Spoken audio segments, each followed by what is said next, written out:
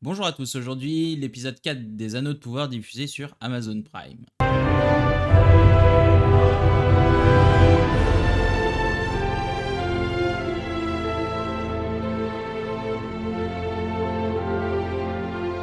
Qu'est-ce que j'ai pensé de l'épisode? Eh ben c'est encore vide quoi, c'est lent, je suis désolé.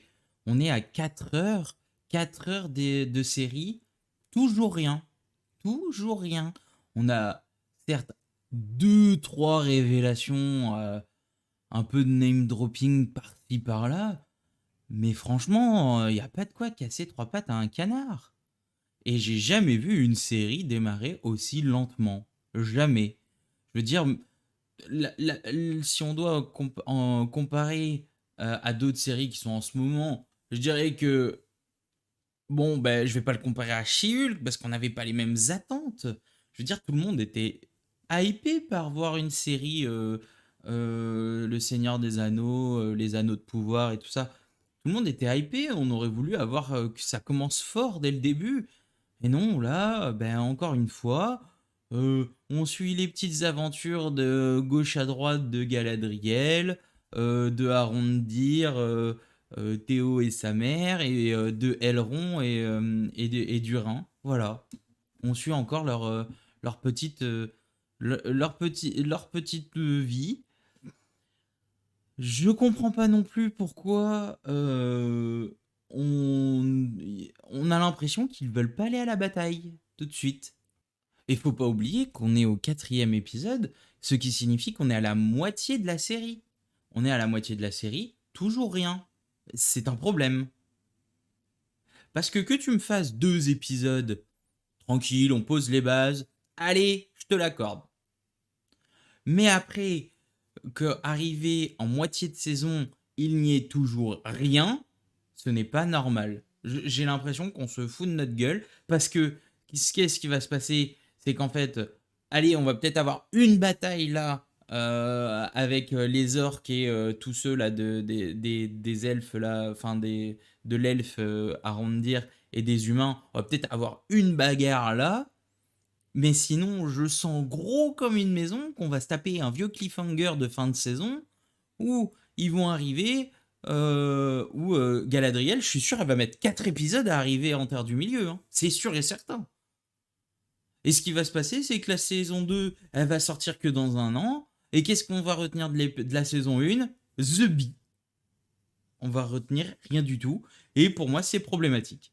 Parce que est-ce que les gens seront à l'affût de la saison 2 quand elle va sortir, quand on voit le début de cette saison 1, et je pense qu'il y a beaucoup de gens qui ont été refroidis. Hein.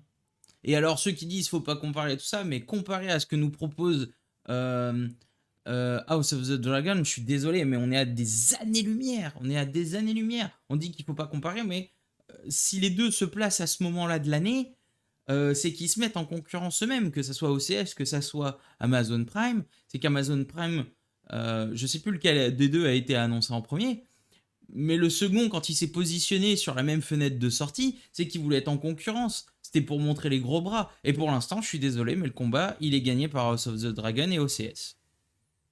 Bon, maintenant, passons à l'épisode 4. Donc, qu'est-ce qui s'est passé? On a tout d'abord l'apparition d'Adar, voilà. Donc, pareil, je comprends pas pourquoi dans l'épisode 3, on nous fait un cliffhanger avec son image floutée et tout ça. Je veux dire, c'est pas exceptionnel. Bon, ok, ça a l'air d'être un elfe qui dirige les orques. Ça a pas l'air d'être le grand chef, mais ça a l'air d'être, on va dire, un peu le commandant de tous les orques du patelin là. Et il voit Arondir et il essaie donc, il lui explique. Il lui a rien fait, j'ai pas compris pourquoi. Euh, Limite, on est en guerre froide ou quoi? Il lui dit bon bah écoute, si vous vous rendez pas, on vient vous casser la gueule. Mais depuis quand? Normalement, il casse la gueule et après il discute. Je comprends pas. Et dans le même temps, on est à peu près similaire aussi en termes géographiques. On a Théo et un ami à lui qui partent chercher des vivres pour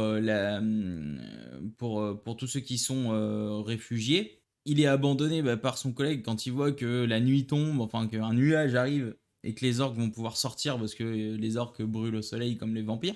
Et c'est là qu'il se fait agripper. Et il utilise son épée. Alors l'épée, je sais pas, peut-être que vous me direz, oui, c'est celle, si dans les films, c'est lui qui la tient, et tout ça. Et j'ai l'impression qu'elle réagit quand même à son porteur, parce que il se tranche, enfin, on voit à la fin de l'épisode 3, il y a une goutte de sang qui infiltre l'épée, et elle a l'air de réagir. Et là, quand il se la plante dans le bras ou je sais pas quoi, elle se reconstitue. Et donc je sais pas, mais j'ai l'impression que ok c'est cool pour se défendre, mais que ça va pas être bon pour lui et qu'il va et que ça va le blesser ou que ça va lui apporter des ennuis. Enfin c'est sûr parce que on apprend à la fin de l'épisode que les orques en fait cherchent cette épée. Donc peut-être que c'est pour la donner à Hadar qui lui-même la redonnera à Sauron quand il arrivera. Je ne sais pas, il y a de fortes probabilités. Je me rappelle pas de l'épée de Sauron visuellement, donc peut-être que vous pourrez me le dire dans les commentaires. Après, on a vite fait une entrevue entre les deux elfes, hein, entre Elrond et Celebrimbor. Et Celebrimbor sent que Durin a pas trop envie de le voir, donc du coup Elrond retourne chez les nains pour voir ce qui se passe. Sa femme lui ment. En fait, Durin est en train d'essayer d'extraire une pierre, un nouveau minerai qui est... Donc là, c'est là que j'appelle ça du name dropping, parce que... Enfin, pas trop du name dropping, mais voilà. Euh, on le sentait venir que c'était du mithril. Voilà, et il passe 5 minutes dessus à nous l'expliquer. Bref, voilà, c'était... ça aurait pu être mieux fait, mais c'était pas non plus catastrophique. Faut pas abuser non plus. Et en fait, Durin, on apprend que il les évite tous parce qu'il cherche vraiment à savoir pourquoi les elfes veulent travailler avec les nains, savoir s'il n'y a pas d'arrière-pensée et autres. Au final, il se rend compte que non. J'ai l'impression que tout le monde se méfie des uns des autres alors qu'ils se rendent pas compte de la menace qui arrive. Et est-ce que ça va justifier le fait que dans les premiers temps ils vont perdre parce qu'ils n'étaient pas préparés ou autre? Je veux dire, ça se voit gros comme une maison, que ça tourne pas rond dans le monde. À un moment, il faudrait ouvrir les yeux, quoi. Et la troisième partie de l'épisode, hein, se passe à Numénor, où bah, du coup Galadriel commence à faire un peu sa forte tête face à la régente. Elle demande de l'aider pour aller en Terre du Sud, pour aller sauver les hommes et tout ça, parce que il y a la prochaine arrivée de Sauron qui les menace. Et elle demande une audience. Galadriel demande une audience avec le roi, euh, mais sa fille donc lui dit non, tu le verras pas, personne le voit depuis des années. Enfin voilà, il reste dans sa tour. Elle est envoyée en prison, puis il décide de la renvoyer chez elle. Et au final, Galadriel s'échappe de la prison, va voir le roi par elle-même. Elle arrive à monter une tour de 15 mètres de haut. Bon,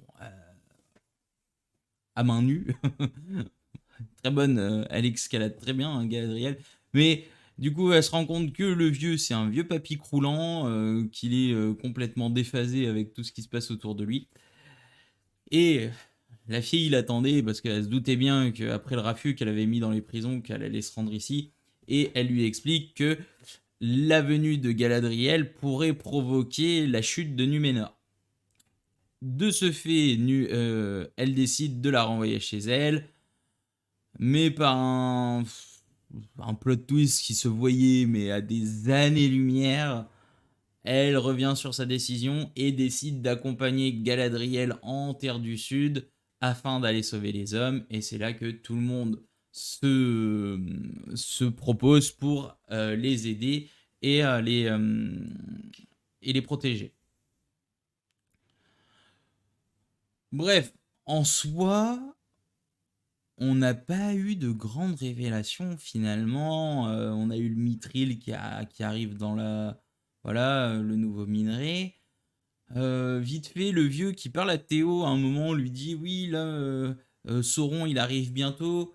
Et il lui demande si c'est l'étoile filante. Et il lui dit oui, mais alors est-ce que c'est vrai? Est-ce qu'on peut faire... Attends, dire, est-ce qu'on peut dire que oui, ça va être lui? Euh, Perso, moi, je sais pas. J'ai vu des théories comme quoi ça pourrait être Sauron. J'ai vu des théories comme quoi ça pourrait être Gandalf. En vrai, j'en sais rien. Laquelle des deux théories me plaît le plus? Je sais pas non plus. Je sais pas, je verrais bien Sauron parce que Gandalf. Oui, pourquoi Gandalf des cieux comme ça? Sauron, je trouve que ça serait plus classe. Ça ferait plus badass pour le méchant. Après, à voir. Mais voilà encore un épisode assez lent où on voit rien. Arrondir vite fait, on a deux trois fléchettes qui sont balancées contre des orques quand il a sauvé Théo. Mais à part ça, c'est rompige devant les épisodes, hein. Je veux dire, tu poses, enfin, tu mets la télé, et puis bah, tu peux aller étendre ton linge, tu peux aller faire ta vaisselle, tu peux faire ton ménage. Il y a aucun problème, t'as même pas besoin des images, t'as juste besoin d'écouter ce qu'ils disent, quoi.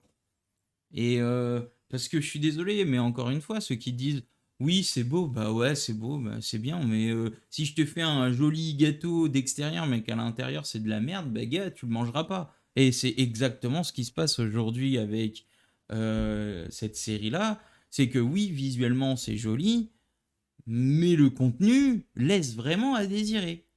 Et personnellement, si les quatre autres épisodes sont encore comme ça, moi, la saison 2 je vais les regarder, je vais faire ouais, bon, on verra, hein. Non, je les ferai parce qu'il y a besoin de faire des vidéos et des reviews, la passion avant tout. Mais bon,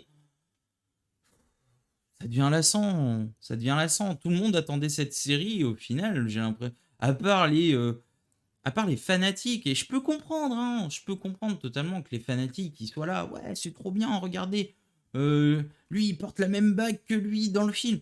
Ok, je comprends que vous, ça vous fasse kiffer, il y a aucun problème. Mais en fait, j'ai l'impression que ces quatre épisodes, on vous secoue un sachet de bonbons à des gamins de 4 ans, quoi. Et vous êtes là, ah, trop bien. Non, je suis désolé, c'est minable. C'est minable et j'en attends beaucoup plus. Et pour l'instant, moi je suis désolé. En ce moment, on a trois séries à regarder assez régulièrement. C'est House of the Dragon, c'est Ring of Power et c'est She-Hulk. Je suis désolé, mais pour l'instant, c'est House of the Dragon qui gagne largement. Il met des grandes claques aux deux autres. Voilà. She-Hulk est en dernier parce que c'est vraiment de la merde. Et Ring of Power qui est là, ben, qui fait on dirait, je vous promets, House of the Dragon, on dirait une Formule 1 et ça trace. Et les anneaux de pouvoir, c'est le gros 36 tonnes avec 160 chevaux qui arrive pas à monter une côte, quoi. Voilà, et ça peine à monter en climax. Et j'ai bien peur qu'ils nous mettent ce climax avec un cliffhanger à la fin de l'épisode 8 et qu'on se retrouve en fait sur notre fin. C'était tout pour aujourd'hui. Si vous avez aimé la review, n'hésitez pas à la commenter et à la partager, à vous abonner à la chaîne. Sur ce, je vous dis à la prochaine. Tchuss!